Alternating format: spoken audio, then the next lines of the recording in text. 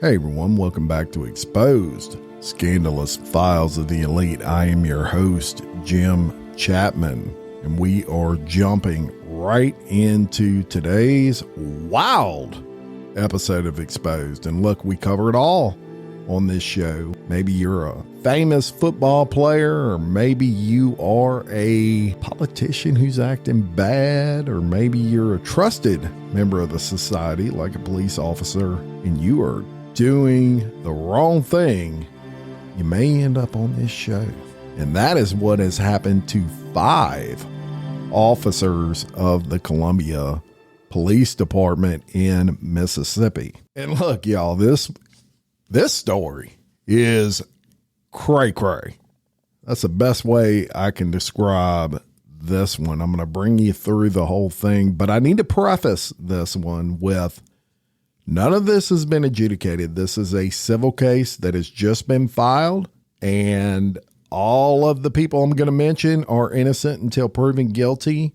I don't know. I wasn't there. I don't have firsthand knowledge of any of this, but I'm certainly going to report what the accusations are and let you kind of follow the case. And y'all, this has just occurred within the last few weeks. So I'm going to bring you back to August 16th. And bring you to Columbia, Mississippi, and a news flash came out across the internet, and it said 5 officers submit resignations from the Columbia Police Department, mayor says.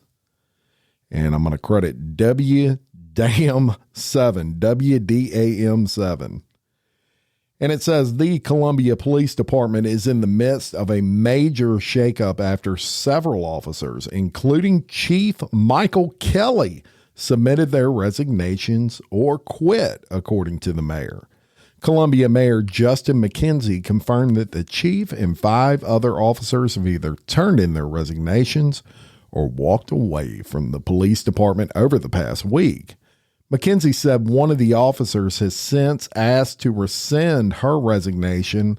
According to the mayor, Kelly tendered his resignation Friday, that being the chief, and it will be effective at the end of the day on Tuesday, August 20th, after the city's board meeting.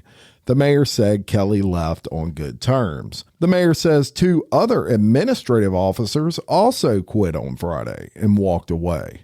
McKenzie says 2 officers submitted resignations late last week and early this week, but the resignations weren't presented to the board since the meeting was not until August 20th. On Thursday, another Columbia Police Department officer resigned after learning she had been placed on administrative leave pending an outcome of any action taken at the board meeting. The reasons behind the chief's and other officers' resignations are unknown as of this time. Well, I know what they were. McKenzie said all Columbia Police Department shifts will be covered and said he was confident that officers will maintain safety in town. McKenzie said he has spoken with the Marion County Sheriff Berkeley Hall and has his support if any assistance is needed. And so that came out. That was on the 16th of August. And look, if you're in Columbia, Mississippi, you're like, man, what the hell? We just had 5 people. 5 officers resign, one of them being the leader, the chief. That's enough to make you kind of wonder what is going down in Columbia, Mississippi. Well, it didn't take long to figure that out. Shortly thereafter, as a matter of fact, on August 22nd, just a week later, in the State District Court of Southern District of Mississippi in the Eastern Division, there's a civil suit filed. This was filed on behalf of plaintiffs Ginger Upton and plaintiff Sarah Beach. Ginger Upton lives in Hattiesburg, Mississippi, as does Sarah Beach, and they filed this lawsuit against Jamie Moulds, who is a defendant. He is a police officer with the Columbia Police Department. Chris Bush, also a police officer with the City of Columbia Police Department. Lance Poirier, a police officer with the City of Columbia Police Department. Austin Riles, a police officer with the City of Columbia Police Department. And Seth Blackman, a police officer with the City of Columbia Police Department. Delta Ward, also known as Delta Hitt, who is a police officer with the Columbia Police Department. Michael Kelly, who is the chief of police of Columbia. So what did they do? You may wonder, what are the facts of this case? So this is according to, and it's important to note that this is according to the plaintiffs in this case. Again, that's Ginger Upton and Sarah Beach, the filers of this lawsuit. So they say on or about January 30th of 2024, Ginger Upton and Sarah Beach and two male passengers, they're traveling down what's known as Lafayette Street in Columbia, Mississippi, and they were going at what they say is a safe and reasonable speed. And they note that they were obeying all of the traffic laws. And it says in the civil lawsuit, I'm going to quote this verbatim, to understand just how cruel, invasive, callous, and or malicious the defendant's actions were, it's important to note that Miss Upton and Miss Beach are a mother and daughter. Nevertheless, while proceeding down Lafayette Street at a safe and reasonable rate of speed, and while obeying all traffic laws, the plaintiffs were pulled over by Officer Jamie Moulds with the Columbia Police Department. So Miss Upton, she's driving the vehicle, and upon seeing Officer Moulds' blue lights flashing, right, she does what we all would do. She pulls over into a nearby parking lot. It was actually a Regions Bank in that area.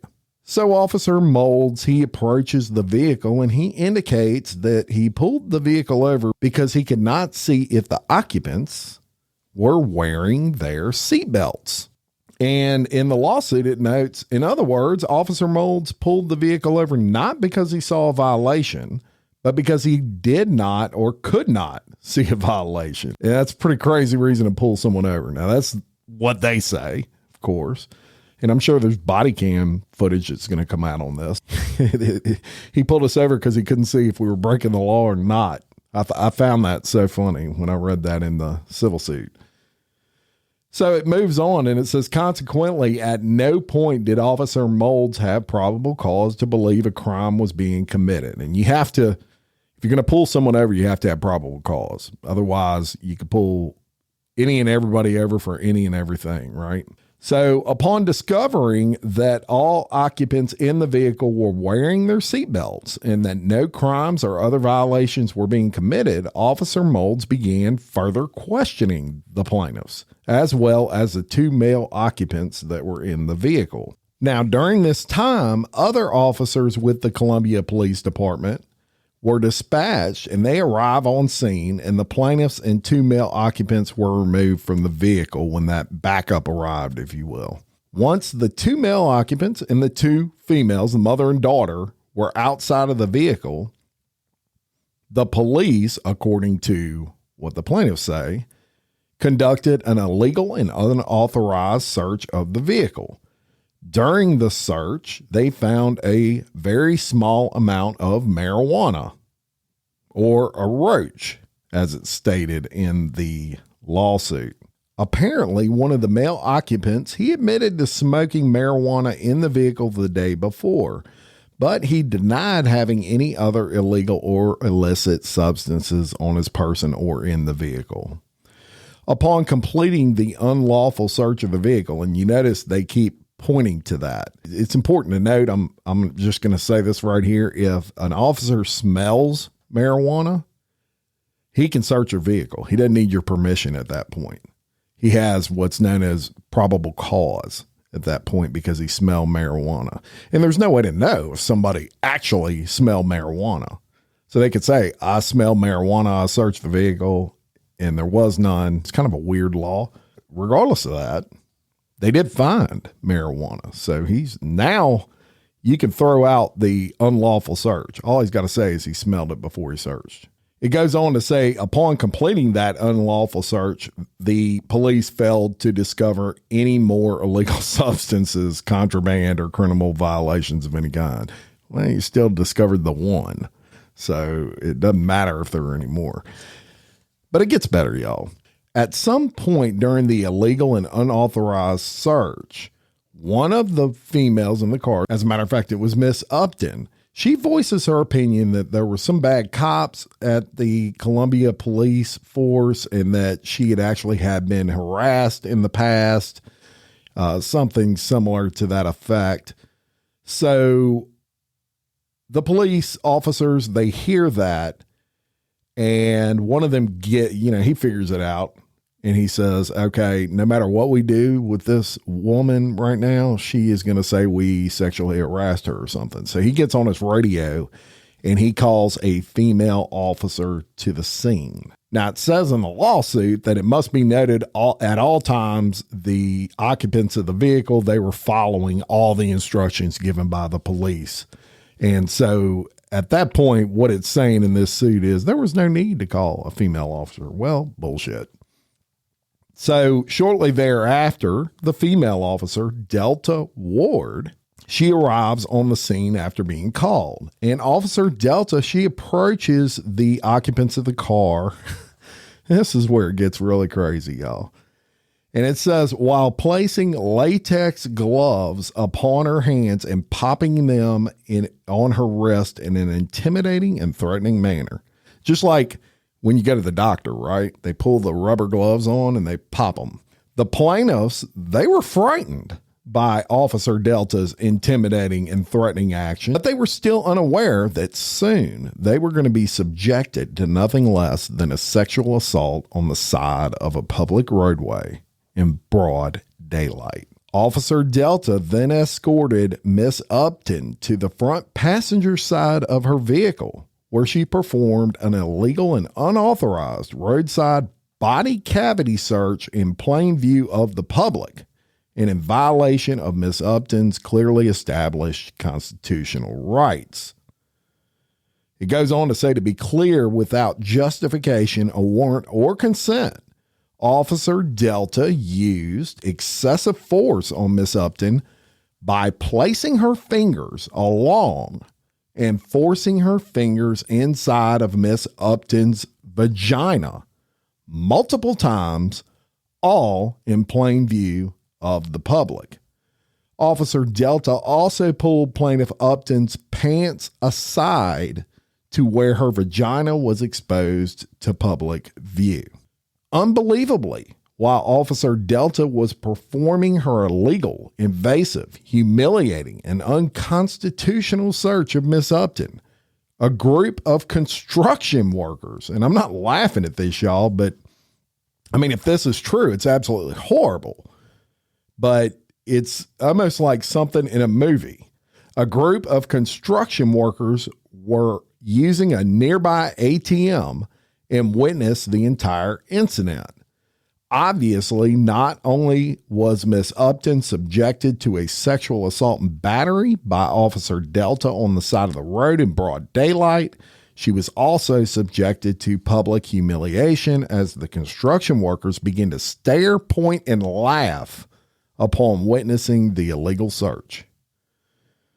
To be certain, at no time did Miss Upton consent to such a search, and Officer Delta did not obtain any warrant prior to performing the search. Once Officer Delta completed the illegal roadside body cavity search of Miss Upton, she accompanied her back to the area where Miss Beach was waiting. Officer Delta then asked Miss Beach to come with her. Dejectedly, Miss Upton tried to explain to her daughter what was about to happen, but could not compose herself enough to warn Miss Beach she was about to be sexually assaulted on the side of a public roadway in broad daylight. Officer Delta led Miss Beach to the same area where she had just performed the unauthorized search of her mother, Miss Upton. Then, Officer Delta used excessive force on Miss Beach by performing yet another unconstitutional body cavity search. Just as with Plaintiff Upton, Officer Delta placed her fingers along and forced her fingers inside of Miss Beach's vagina multiple times, and yet again, Officer Delta exposed Plaintiff Beach's vagina to public view, thereby subjecting Miss Beach to public humiliation. Miss Upton was forced to stand by helplessly and watch as Officer Delta sexually assaulted her daughter on the side of a public road in broad daylight and in plain view of the public. Based upon information and belief, defendant Delta used the same gloves that she performed Miss Upton's search with and did not change gloves before performing Miss Upton's search. It must be noted that neither illegal searches produced any drugs or illegal substances. So there you have it. That's the gist of it. They get pulled over, and according to the plaintiffs, they both got fingered essentially by the officer. And if that is true, it's horrible. With these lawsuits, they sue everybody. They sue the chief of police because he didn't train them correctly. They'll sue the other officers because maybe they saw it and they didn't stop it. Now, there's a lot of moving parts in this case. You know, it should be pretty easy to dismiss this if there's body camera footage, but not all the time are body cameras turned on. And maybe they weren't on in this case. I don't know what the policies are in Columbia, Mississippi. This is pretty breaking. So what happens at this point? Well, all of the officers I named at the beginning of that lawsuit, they received a summons to appear in court and answer to that lawsuit. Now, it's also interesting to note that on the 26th of August, 2024, the plaintiffs did offer what's known as a voluntary dismissal against one of the officers, a guy by the name of Seth Blackman. They came back and said, we're not going to sue that particular officer. I'm not really sure why, but that is what it is. So we'll move on, because guess what?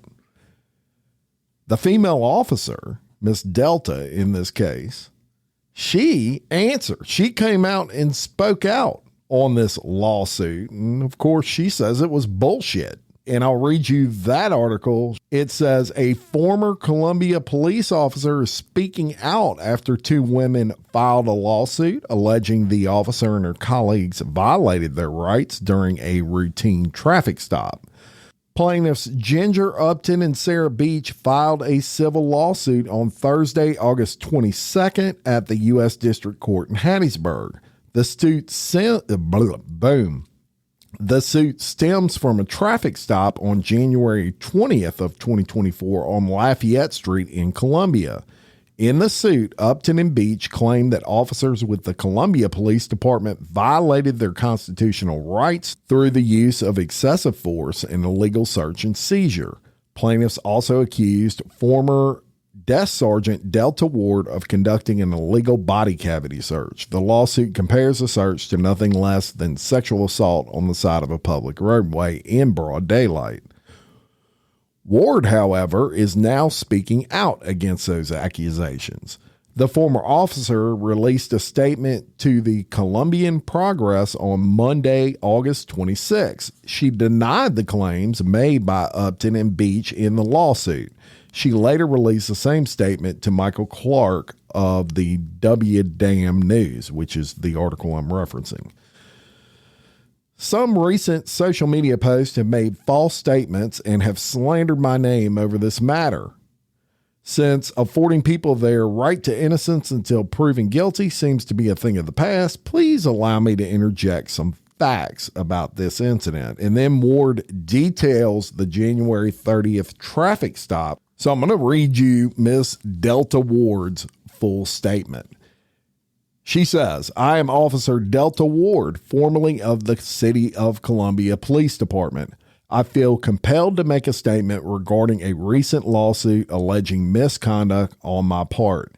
To start, I want everyone to know that I was cleared of any wrongdoing after an investigation and review by the mayor and the Board of Aldermen. Some recent social media posts have made false statements and have slandered my name over this matter. Since affording people their right to innocence until proven guilty seems to be a thing of the past, please allow me to interject some facts about this incident. On the day in question, the subject was pulled over in a routine traffic stop that I was not present for. This is when I was first notified of the traffic stop and was called to the scene to search the female occupants. At the time of my employment at the police department, I was a certified police officer performing desk sergeant duties only, in all capital letters. But as all officers are required, I was doing what my superiors asked me to do. An officer that was at the scene picked me up from the precinct where I was working as a desk sergeant. The officer then drove me to the scene. When I arrived at the scene, I politely introduced myself to the female subjects and asked them if I could search them. They consented to that search, and I proceeded to ask the female driver to step with me to a private location. That location was on the left side of a patrol unit, between the driver and passenger side doors. We were facing away from everyone and all traffic so that I could perform the search of her body in private. She was completely out of sight from the male officers at the scene and all civilians that may have been passing by. I then placed a set of latex gloves on before performing what's known as a palm down search of the undergarments. And that's where she would use the backside of her hands so that she can't grab. This is a standard technique used by law enforcement to minimize these type of accusations. This is the only technique I have ever used, capital letters in that. After asking the subject to loosen her clothing, the subject at no time dropped her pants. She had 3 layers of pants on. I conducted the search with the palm down technique. Her vagina was in fact never exposed. Once I determined she did not have contraband, I was then instructed to perform the same search on the other female. At that time, I discarded the used gloves and got a new set to search the second female with her consent using the same palm down technique. And again, no contraband was found. So for anyone who doubts these facts, there is available camera footage to corroborate my statement. Like I said before, this is a matter that has been investigated and reviewed by the mayor and the board of aldermen. I was told that I was in compliance with the law and was cleared of wrongdoing. Anyone who assumes that I acted outside of the professionalism is misinformed. I am an officer of integrity and I have served my community well. And that is the statement from Desk Sergeant Delta Ward. Ward also says there's camera footage available to corroborate her statement, although that footage as of this recording has not been available. Doesn't mean it doesn't exist. With the police officer offering up in her statement that camera footage exists that is going to corroborate everything she's saying, it sounds to me like she may be telling the truth and these people may be full of shit. Now, the problem with these lawsuits when they come out, these civil suits, is that the people accused, they really dig into them, and these lawyers, they're looking for whatever they can find that is not right in the past of whoever it is they're chasing. And I'm going to reference this article for you. And this is from the Columbian Progress, which is a local news source in Columbia.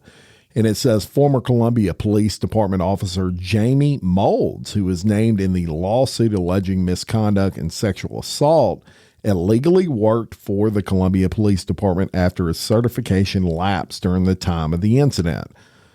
Moulds completed self-sponsored training at the Southern Regional Public Safety Institute in 2013 and received his certification, his officer certification. However, Moulds was out of law enforcement for more than 5 years, so that basically rendered his certification invalid. He would have needed to complete a 200-hour refresher course, is what it's known as, to validate that certification again. So he gets hired after those 5 years off on January 2nd of 2024, this incident having occurred on January 30th of 2024. Michael Kelly, his chief, was notified on February 2nd of 2024 that Moulds needed to complete a refresher course, and it never occurred. Kelly was notified by the, of course, people suing him that, hey, this dude, was not certified, this officer. So that has created an issue as well because, honestly, he should have been certified. Now, that has nothing to do with any sort of sexual assault. I mean, the procedures in this case, whether you're a police officer or not, let's be honest, and he had nothing to do with the search of these people. But, anything they can find to say this whole thing is invalid, these lawyers are going to find. And that was something that they indeed did find. I've searched everywhere. There is no body camera footage that has been released yet, as I said. But I can promise you, if it is, I will definitely upload it to the Patreon for the Patreon subscribers. So you could look for that if it surfaces. But that is a crazy story that is just trending the internet right now. Another scandal involving a Mississippi police department. In this case, multiple officers and a chief in Columbia. I'll keep you updated on that. I want to thank all of the Patreon members for supporting. If you can't be a patron, I totally get it. Thank you so much for just listening. But we can't tell you how much we appreciate those on Patreon.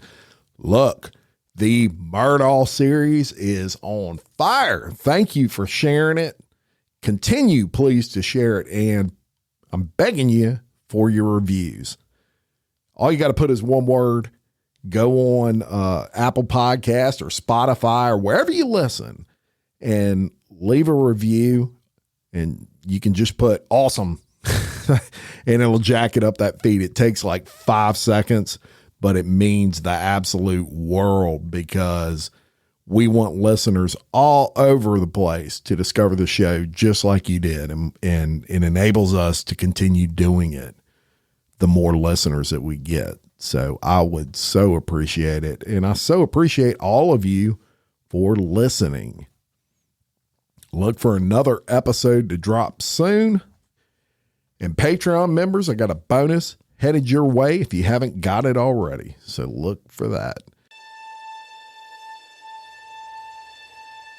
And until next time for Exposed Scandalous Files of the Elite, I'm your host, Jim Chapman. Much love.